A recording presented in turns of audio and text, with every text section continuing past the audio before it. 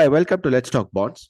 And in this fortnightly podcast of Let's Talk Bonds, I'm going to talk to you about the public debt IPOs, the public offers on the debt side, which is now gaining a lot of traction.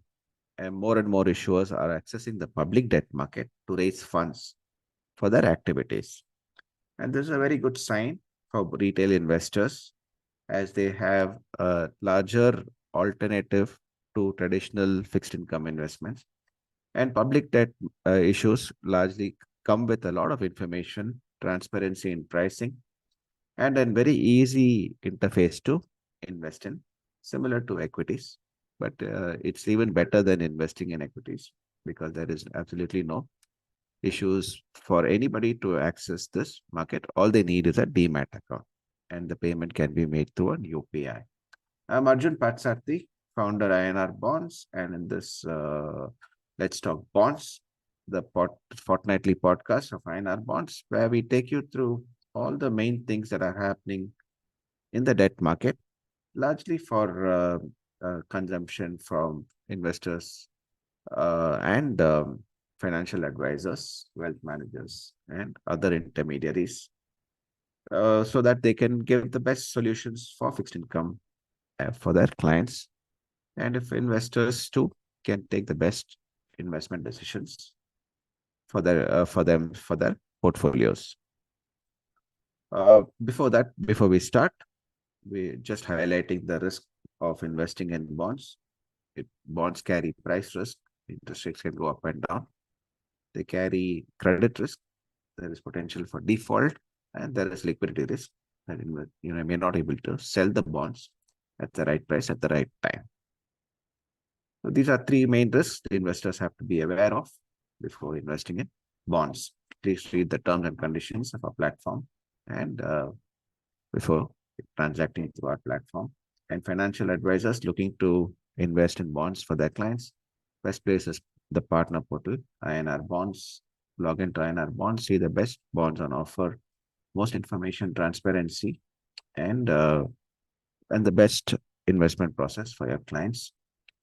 And if you're an investor, download our app, Quick Invest by INR Bonds, where we offer give you the best curated list of bonds from our large universe of bonds that are trading in the market. It gives you again best information and transparency and an ease of investment decision making with an easy in-app investment process. Back to the public debt issue market. What is a public debt issue market? It's like an equity IPO where companies, instead of raising equity, they raise debt through issue of bonds. It's called retail issue of bonds. The minimum investment is rupees 10,000 only, and the face value of bonds is rupees 1,000. So after the investment, investors can buy or sell even in rupees 1,000 rupees lots. And this bonds can be transacted through platforms like INR Bonds, OBPP, online bond platform providers, or through the equity market in the cash debt segment of the equity market. And all they need to do is just see which bond, which is like an equity. They can buy or sell bonds, but there are a lot of features that investors and advisors should be aware of while transacting in the equity market in bonds. And mostly and mainly the main feature is that bonds are priced in a so-called dirty price, which is the price of the bond plus the accrued interest. And the brokerage is charged on the dirty price. And this is not very ideal for investors.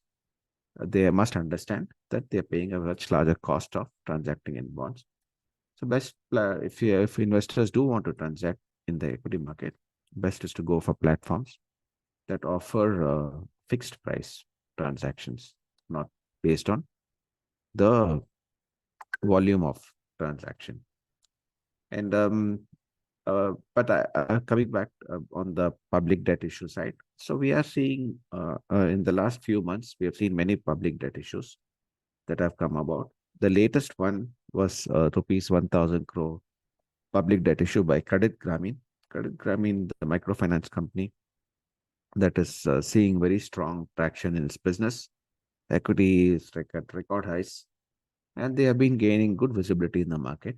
And the large public debt issue is a sign that investors are embracing companies that are doing well, are able to showcase good management and cover governance, and provide more and more information on their company. And so, hence, obviously, there are risks to a microfinance company. Investors do understand the risk, and if that risk is transmitted out well, then they can take the right investment decisions to invest in the public debt issue. And all these, the issue was in a range, price range of yield range of around 9.5% to 10.1%, give or take a couple of basis points. And so given the attractive price, the maturity range from 2 years to 6 years, 5 years. And these investors could have checked the maturity and invested in the right price they wanted to invest in. All this is helping investors also invest in good companies, or at least companies that are pretty much there in the market with a lot of transparency in their own transmitting out information to investors. Okay, Credit Grameen is a listed company in the equity market as well, and hence the share price is also a good indicator of how the company is doing well, at least in the perception of the market. Other companies that are raising capital at this point of time is Muthoot FinCorp.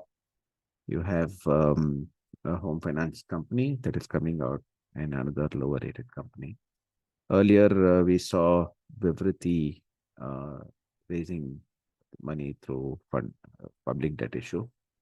We had Navi FinServe, the uh, the financial lending company that came out with a public debt issue. Then Muthoot Finance has been a very active participant in the public debt market. Cholamandalam Investments, the South-based commercial vehicle lender, has been accessing the market, and given that it's the highest rated bond coming out with public debt issue, it's a very positive sign that more and more companies like Chola are coming out and accessing the retail debt market, so that it gets them a wider investor base and more transparency in the pricing of the market, which is better than FDs. And the difference between corporate FDs and bonds is that corporate FDs are unsecured in nature, and while bonds can be secured unsecured, but the pricing is dependent on what is this, whether it's secured or unsecured, and investors can take a better decision. And also they have liquidity available in the market. So a lot of benefits of investing in bonds rather than corporate FDs. And financial investors and investors, with more companies coming to the public debt market, can access these companies rather than trying to go and invest in corporate FDs. A lot of interest is obviously gaining in the market, given that now there is a search for yields always. And all these issues that we are seeing come up, except for Chola, which is less than 9%, are all in a range of about 9 to 10% or 10.5% or 11%. So this is where most of the interest for the investors are also. And we are going to see more and more companies coming in. And when more and more companies are coming into the market to raise bonds through funding through public debt issues, then there'll be a lot more bonds also getting traded. Investors can actively buy and sell through platforms, bond platforms, online bond platform providers, which provide the most information and transparency in prices and the easiest of settlement processes without any risk, as all the transactions are through the stock exchanges, clearing corporations, either NSE or BSE. Public debt issues are here to stay and here to grow, and platforms will be the best way for investors to understand and take the right decision to invest in these public debt issues. Thank you for listening in and for accessing all public debt issues. Investors can come into Quick Invest either on the web or on the app and check the information that we provide and take their investment decisions accordingly. And if they need to invest in, all they need to do is fill up a few details. No extra KYC required, and the payment can be done through a UPI mandate. The exchanges will collect the funds, will enable the mandate once the allotment is done, and the bonds will come into their demat account. So all investors do have to have is a demat account to invest in public debt issues. Again, thank you for listening in and do follow us on all podcast channels.